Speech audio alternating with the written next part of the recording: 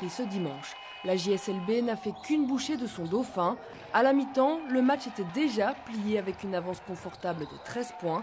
Mais les hommes de Guillaume Lecoq n'ont pas relâché leur pression et ont accablé jusqu'au bout les visiteurs en menant parfois de 30 points.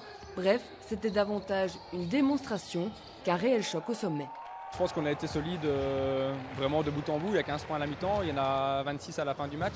On a vraiment été constant et je pense que c'est peut-être la première fois depuis le début de saison où vraiment on arrive à jouer pendant 40 minutes et à enfoncer l'adversaire quand on est devant. Et ça, avant, on ne le faisait pas. Donc ça, c'est vraiment positif aujourd'hui. On n'a pas préparé le match dans de bonnes conditions avec tout ce qui s'est passé cette semaine. Maintenant, je ne cherche pas d'excuses.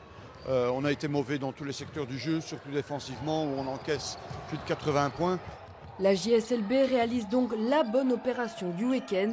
Avec cette victoire, elle repousse encore plus loin des Recésiens qui avaient déjà perdu des plumes à Boussu la semaine dernière.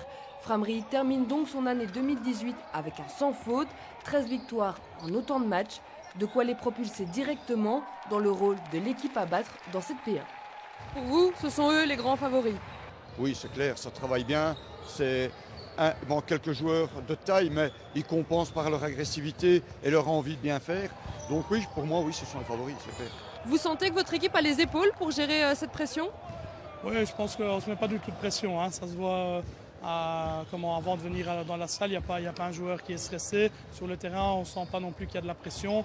Je pense que voilà, les joueurs viennent prendre beaucoup de plaisir sur le terrain et on ne se pose pas de questions, on joue match après match et puis on verra à la fin où on sera placé. En touchant déjà le titre du bout des doigts, une question se pose déjà au sein du club. Va-t-on cette année accepter de monter en Régional 2 si l'occasion se présente? La décision n'est pas encore prise, mais l'équipe en tout cas semble fin prête pour affronter ce nouveau challenge. Il faudra voir quels joueurs veulent monter, si le coach veut monter aussi, si le club veut monter. Est-ce que le club va assurer derrière aussi au niveau administratif, etc. Car voilà, c'est vraiment un autre monde, la régionale. Donc voilà, il faut que tout le monde soit prêt à y aller et tire dans le même sens pour y arriver, ça c'est sûr.